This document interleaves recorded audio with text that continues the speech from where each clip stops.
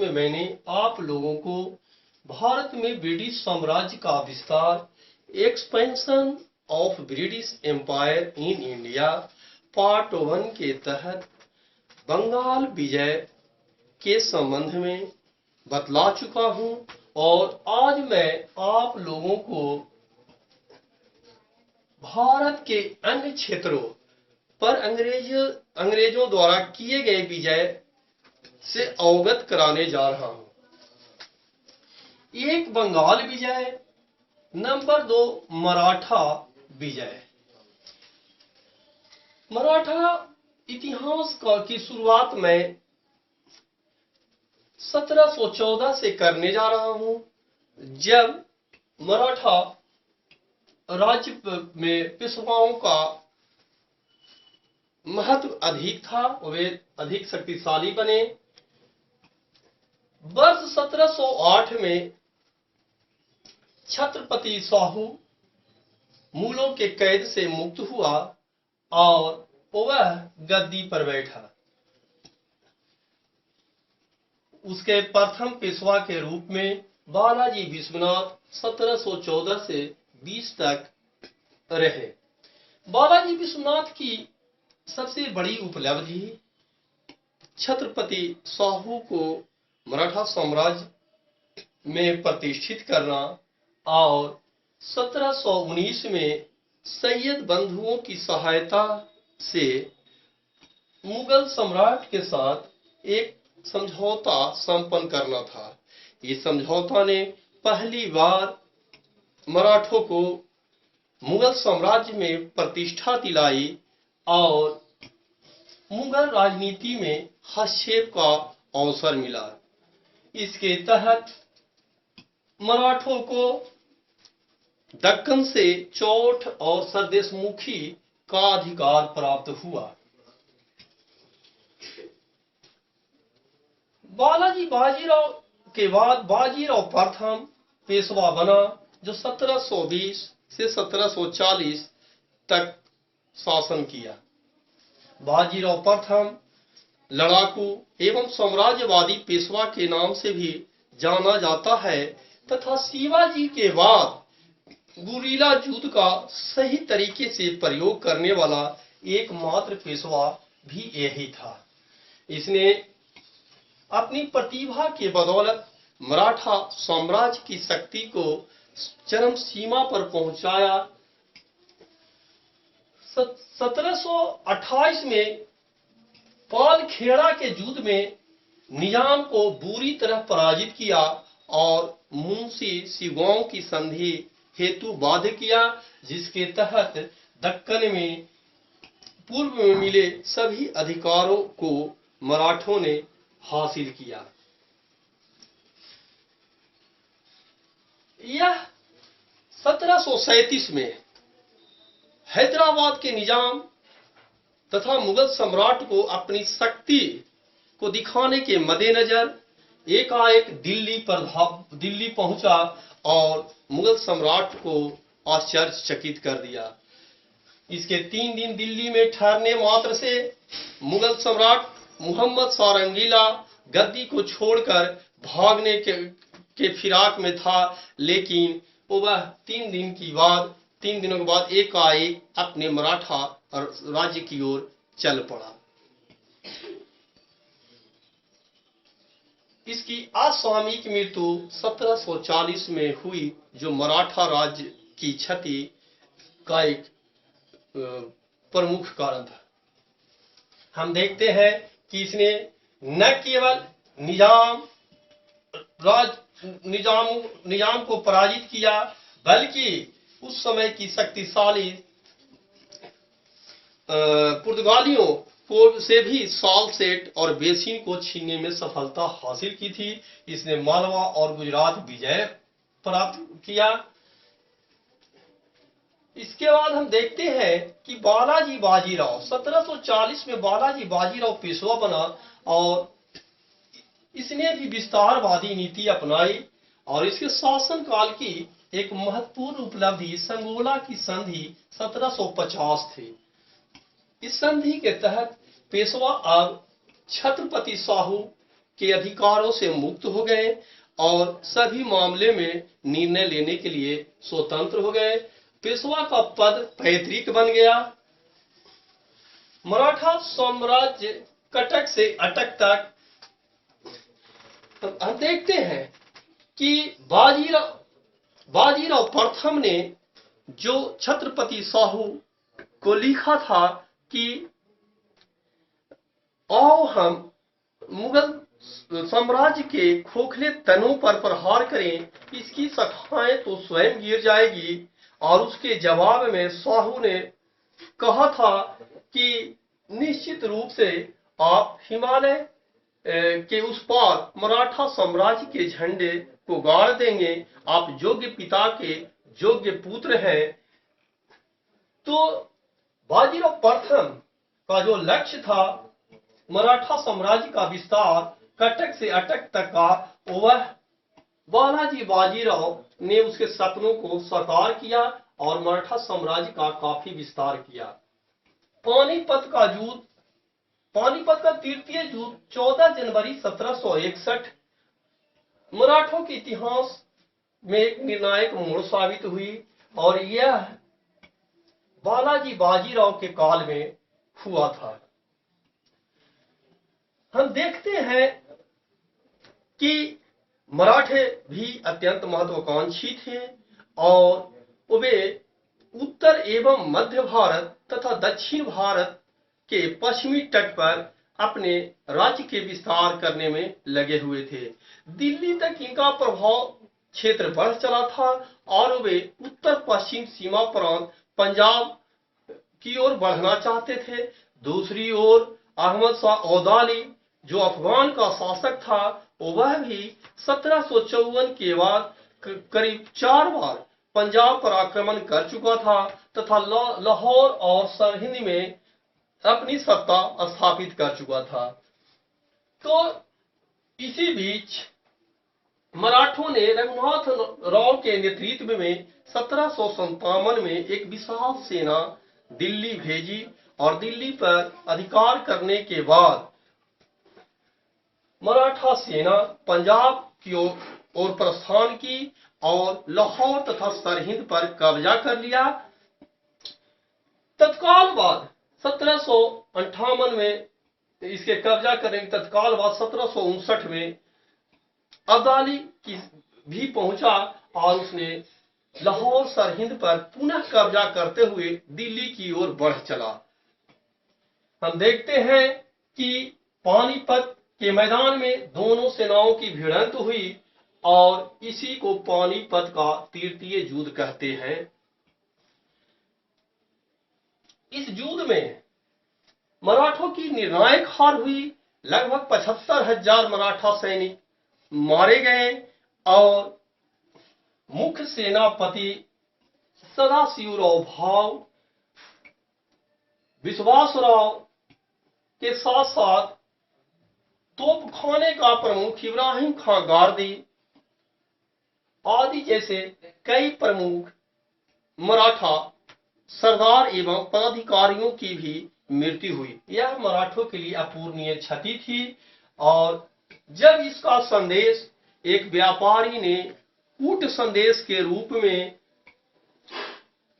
बालाजी बाजीराव को दिया कि 2 मोती विलीन हो गए, 22 मुहरें गायब हो गई और सोने चांदी की कोई गिनती नहीं, तो कुछ ही दिनों के बाद पेशवा भी शोकग्रस्त होकर काल के गाल में समा गए। हालांकि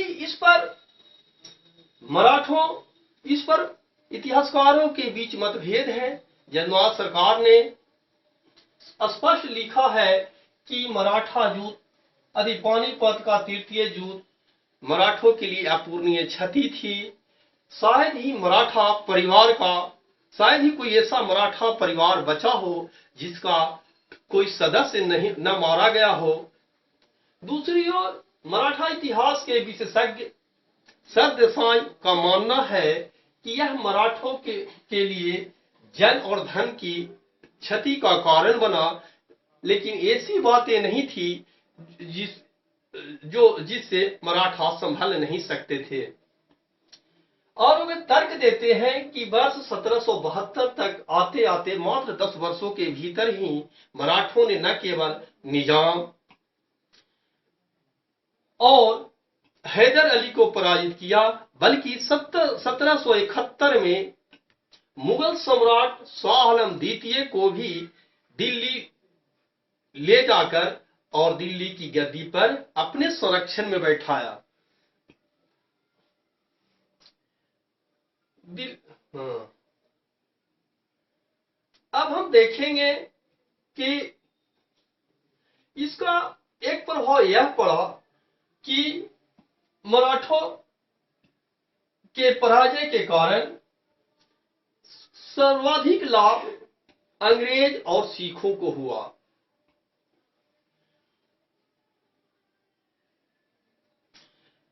इसके बाद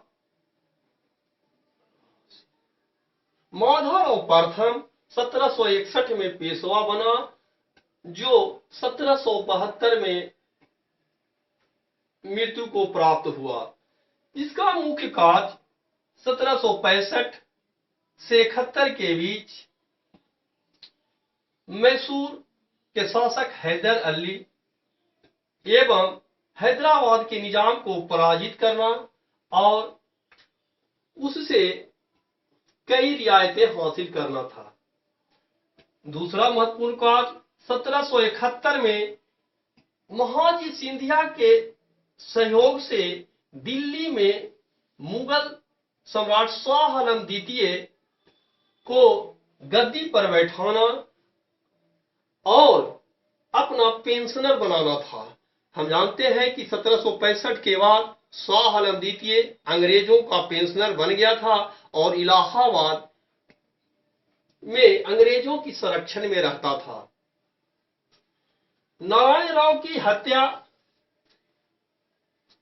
हम देखते हैं कि प्रथम अब हम अंग्रेज एवं मराठों के बीच हुए युद्ध की चर्चा करेंगे। अंग्रेज और मराठों के बीच 3 युद्ध हुए, जिसमें अंततोगत्वा अंग्रेज विजयी हुए और 1818 में मराठा राज्य का अंत हुआ। इस पहला आंग्ल मराठा युद्ध 1775 से 82 तक चला। इसका मूल कारण यह था कि मराठा परिवार में उत्तराधिकार का विवाद छिड़ा। 1772 में जब माधवराव की मृत्यु हुई तो नारायण राव पेशवा बना, लेकिन उसका चाचा रघुनाथ राव ने 1773 में उसकी हत्या कर दी और स्वयं पेशवा बनना चाहा, लेकिन नाना फडणवीस के विरोध के चलते वह असफल रहा। और उसी समय माधवराव की विधवा गंगाबाई ने एक पुत्र को जन्म दिया, जो माधवराव नारायण के नाम से पेशवा 1773 में बना। स्वाभाविक है कि रघुनाथ राव अंग्रेजों के शरण में चला गया और अंग्रेजों ने उसे संरक्षण प्रदान किया, जो प्रथम आंग्ल मराठा युद्ध का कारण बना। सूरत की संधि के तहत अंग्रेजों ने मराठों के उत्तराधिकार की बात में हस्तक्षेप किया, लेकिन नाना फडणवीस ने एक कलकत्ता काउंसिल के साथ पुरंदर की संधि 1776 में की और अंग्रेजों को झगड़े से अलग कर दिया। लेकिन पुनः 1778 में वारेन हेस्टिंग्स ने सूरत की संधि को मान लिया और मराठों पर आक्रमण किया, जिसमें उसे बुरी तरह पराजय हुई और बड़गांव की संधि 1779 के तहत उसे अपमानित होना पड़ा। इसी बीच 82 में महाजी सिंधिया के प्रयासों से मराठा एवं अंग्रेजों के बीच एक संधि हुई जिसे सलवाई की संधि कहते हैं और इसी के तहत प्रथम आंग्ल मराठा युद्ध समाप्त हुआ। यह संधि मात्र 20 वर्षों के लिए एक युद्ध विराम संधि थी और द्वितीय आंग्ल मराठा युद्ध की शुरुआत पुनः 1803 में हुई जो 1806 तक चलता रहा। हम देखते हैं कि माधवराव नारायण की मृत्यु 1795 में आत्महत्या के कारण हो चुकी थी। 1794 में अहिल्याबाई होलकर भी चल बसी। 1795 में महाजी सिंधिया भी चल बसे और 1800 ईस्वी में नाना फडणवीस की भी मृत्यु हो चुकी थी। इस बीच बाजीराव द्वितीय अंग्रेजों की सहायता से 1796 में जो राघोबा का पुत्र था पेशवा बना। वह अत्यंत ही निम्न प्रवृत्ति का पेशवा था और मराठा सरदारों को आपस में ही झगड़ा कर रखता था। स्वाभाविक है कि होलकर ने जब पूना में आक्रमण किया और विनायक राव को पेशवा घोषित कर दिया तो वह भागकर अंग्रेजों की शरण में चला गया और उसके साथ 1802 में बेसीन की संधि संपन्न की। यह संधि मराठों के लिए अत्यंत ही अपमानजनक संधि थी क्योंकि इसके तहत पेशवा ने अंग्रेजों की सुरक्षा या सहायक संधि को स्वीकार कर लिया था। आगे चलकर मराठा सरदारों ने इसका विरोध किया और इसी का परिणाम 1803 से 5 के बीच छिड़े द्वितीय आंग्ल मराठा युद्ध था। तीसरा आंग्ल मराठा युद्ध 1816 से 18 के बीच में तक चला और इसके तहत एक एक कर सभी मराठा सरदारों को समाप्त कर दिया गया और 1818 में मराठा संघ को भंग करते हुए सभी मराठा शासित क्षेत्रों को अंग्रेजी साम्राज्य में मिला दिया गया। पेशवा को पेंशन देकर बिठूर भेज दिया गया। इस प्रकार हम देखते हैं कि मराठा साम्राज्य जिसकी स्थापना शिवाजी ने की थी उनकी मृत्यु के बाद धीरे धीरे प्रकाष्ठा पर पहुंची, लेकिन आपसी विवादों के कारण यह साम्राज्य 1818 में समाप्त हो गया। अब हम देखेंगे मैसूर विजय। मैसूर जिसका आधुनिक नाम कर्नाटक है, यह दक्षिण भारत में पड़ता था और अंग्रेजों एवं मैसूर के शासकों के बीच 4 युद्ध हुए जिसे आंग्ल मैसूर युद्ध कहते हैं। हम देखते हैं कि यह आंग्ल मैसूर युद्ध हैदर अली एवं अंग्रेजी साम्राज्यवादी नीतियों के टकराहट का प्रतिफल था। चूंकि दक्षिण भारत में हैदर अली अपने प्रभाव का विस्तार करना चाहता था जबकि अंग्रेज भी अपनी निगाहें गड़ाए हुए थे। दूसरी ओर मराठे और निजाम भी अपने अपने प्रभाव क्षेत्र को दक्षिण भारत में बढ़ाना चाहते थे। इन्हीं परिस्थितियों में अंग्रेज और मैसूर युद्ध शुरू हुआ। प्रथम आंग्ल मैसूर युद्ध 1767 से 69। प्रथम आंग्ल मैसूर युद्ध की शुरुआत 1767 में हुई जिसमें अंग्रेज बुरी तरह पराजित हुए और मद्रास की संधि के लिए उन्हें बाध्य होना पड़ा। इस युद्ध ने यह सिद्ध कर दिया कि स्थल शक्ति में भारतीय शक्तियां यूरोपीय शक्तियों की तुलना में बहुत आगे हैं। दूसरा 1780 से 84 के बीच लड़ा गया। मद्रास संधि के तहत यह व्यवस्था थी कि अंग्रेज और मैसूर दोनों एक दूसरे को मित्र समझेंगे और किसी भी आपातकाल में उनको सुरक्षा मुहैया कराएंगे। लेकिन जब 1771 में मराठों ने मैसूर पर आक्रमण किया तो उस समय अंग्रेजों ने मदद करने से इनकार कर दिया। दूसरी ओर 1779 में जब अंग्रेजों ने माही पर अधिकार कर लिया, माही एक फ्रांसीसी बस्ती थी और वह हैदर अली के क्षेत्र में पड़ता था, तो हैदर अली ने अंग्रेजों से लड़ने का निश्चय किया। हैदर अली 1780 में युद्ध शुरू किया जो 1784 तक चलता रहा। प्रारंभिक तौर पर अंग्रेज बुरी तरह पराजित होते रहे, लेकिन 1781 में जब आयर कूट ने अंग्रेजी सेना का नेतृत्व संभाला तथा वारेन हेस्टिंग्स ने अपनी कूटनीति के द्वारा मराठों और निजाम को हैदर अली से अलग कर दिया, तो अंग्रेजों की पलड़ा भारी हुई और 1781 में आयर कूट ने पोर्टनोवा के युद्ध में हैदर अली को पराजित किया। 1782 में हैदर अली की कैंसर से मृत्यु हो गई और 1783 में अंग्रेज विजेता आयर कूट भी चल बसा।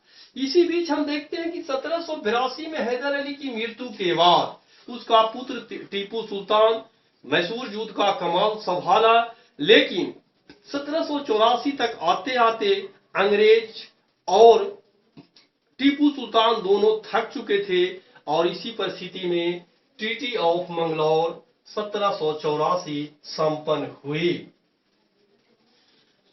हम देखते हैं कि इसमें दोनों पक्ष लगभग बराबर हैं, लेकिन जब कॉर्नवालिस भारत का गवर्नर जनरल बनकर आया तो वह मैसूर राज्य का अंत चाहता था और 1790 में ट्रावनकोर जो अंग्रेजों का मित्र राज्य था पर टीपू सुल्तान द्वारा आक्रमण का दोषी पाया, टीपू सुल्तान को आक्रमण का दोषी ठहराया तथा उसके ऊपर फ्रांसीसियों के साथ साठगांठ करने का भी आरोप लगाया और युद्ध की घोषणा कर दी।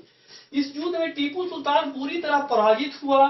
उसकी राजधानी श्रीरंगपट्टनम को घेर लिया गया और उसे संधि के लिए बाध्य होना पड़ा। इस संधि के तहत, श्रीरंगपट्टनम संधि के तहत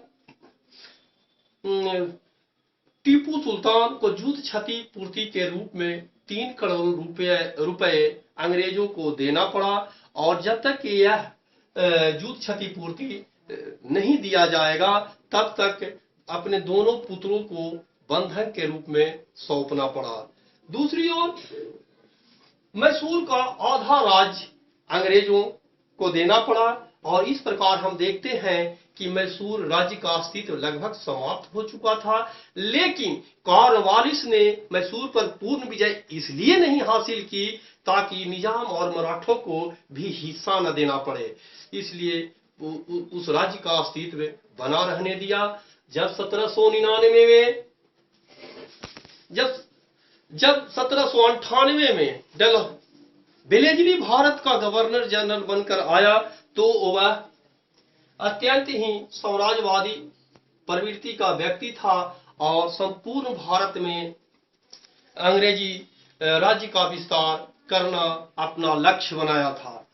उसने सहायक संधि के तहत बहुत सारे क्षेत्रों को अंग्रेजों के अधीन लाया और इसी साम्राज्यवादी नीति के तहत उसने 1799 में फ्रांसीसियों के साथ साठगांठ करने का आरोप लगाकर मैसूर पर आक्रमण कर दिया और टीपू सुल्तान युद्ध लड़ते हुए वीर गति को प्राप्त हुआ।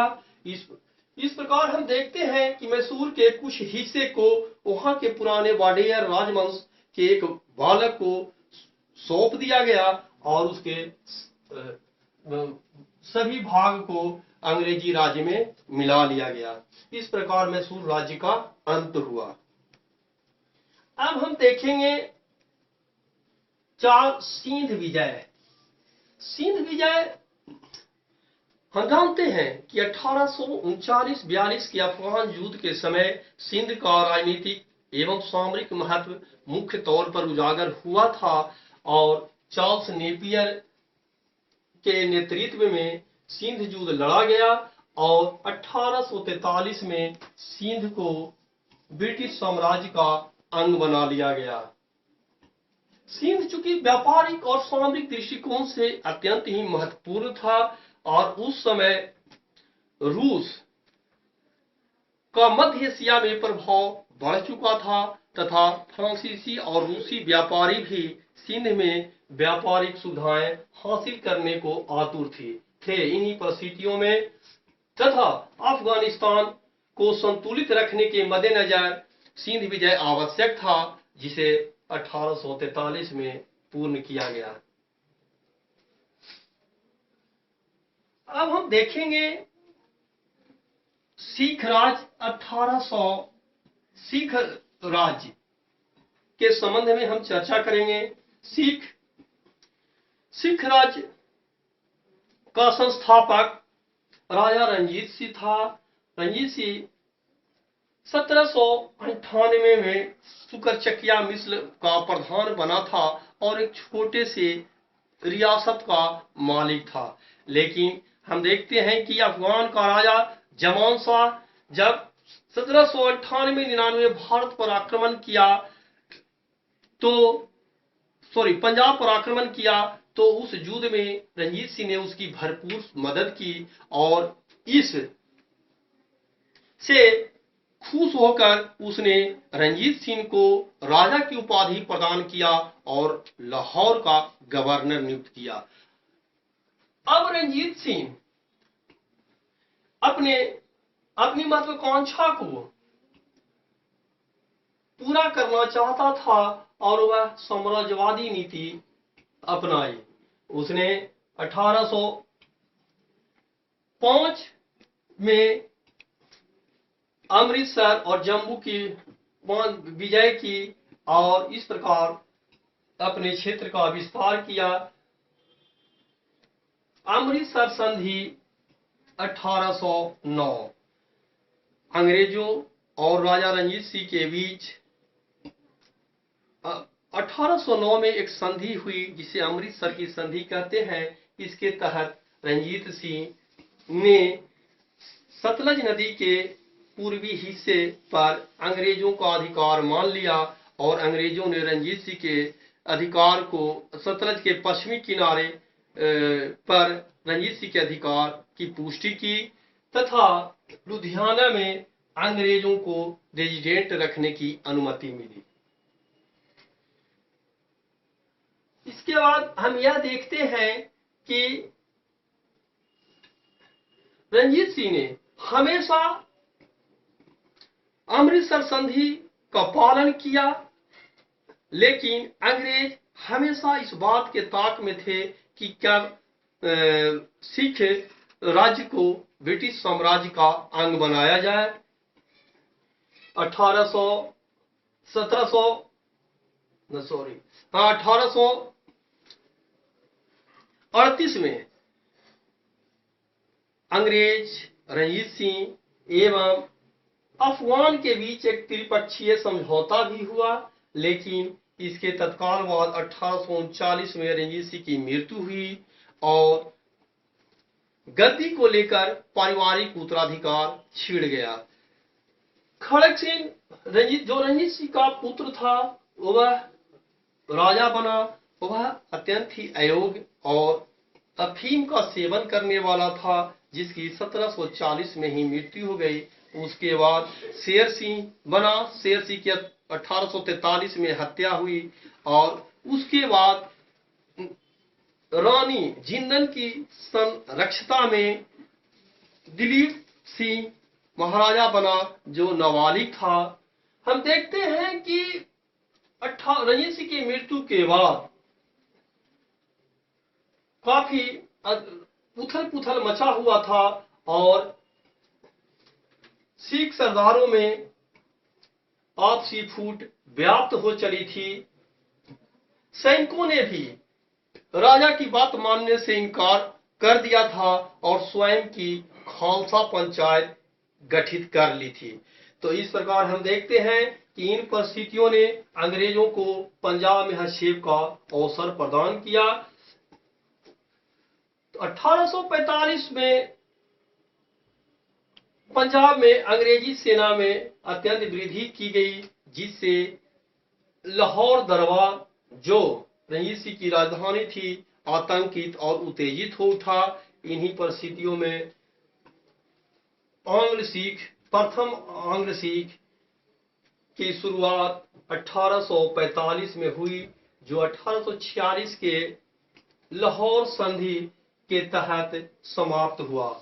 इस संधि के अंतर्गत 1.5 करोड़ रुपए की हर्जाना सिखों ने अंग्रेजों को दी। लाहौर में एक ब्रिटिश रेजिमेंट रखने की अनुमति भी मिली।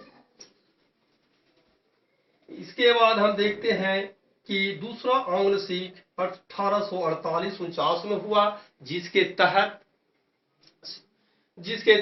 तहत सबसे महत्वपूर्ण चिलियान वाला का युद्ध हुआ। इस चिलियान वाला युद्ध जो 1849 में हुआ था, में सिख एवं अंग्रेजों के बीच भयंकर युद्ध हुआ और उसके बाद डलहौजी ने 1849 में ही पंजाब राज्य को ब्रिटिश साम्राज्य का अंग बना लिया। हम यह भी देखेंगे कि 1850 में डलहौजी ने कश्मीर आदि सिक्किम को ब्रिटिश साम्राज्य में मिलाया। 1850 से 52 के बीच बर्मा के निचली बर्मा और पेगू को अंग्रेजी साम्राज्य में मिलाया। फिर उसने व्यक्तिगत के सिद्धांत या डॉक्ट्रिन ऑफ लैप्स के सिद्धांत के तहत डलहौजी ने सतारा, झांसी, उदयपुर, नागपुर, करौली को ब्रिटिश साम्राज्य का अंग बनाया तथा 1856 में कुशासन के नाम पर उस डलहौजी ने अवध को भी ब्रिटिश साम्राज्य का शिकार बनाया। इस प्रकार हम देखते हैं कि अंग्रेजों ने 1757 में साम्राज्यवाद की जिस नीति की शुरुआत बंगाल के पलासी युद्ध से किया, वह 1856 तक आते आते जब अवध राज्य को ब्रिटिश साम्राज्य में मिला लिया गया, लगभग पूर्ण हो चुका था और इस प्रकार भारत में ब्रिटिश साम्राज्यवाद की स्थापना हो चुकी थी। अब हम देखेंगे कि कौन सी ऐसी ऐतिहासिक परिस्थितियां या शक्तियां थी जो अंग्रेजों को भारत में श्रेष्ठता दिलाई और अंग्रेजों ने एक एक कर सभी यूरोपीय व्यापारियों के साथ साथ भारतीयों को भी पराजित करने में सफलता हासिल की।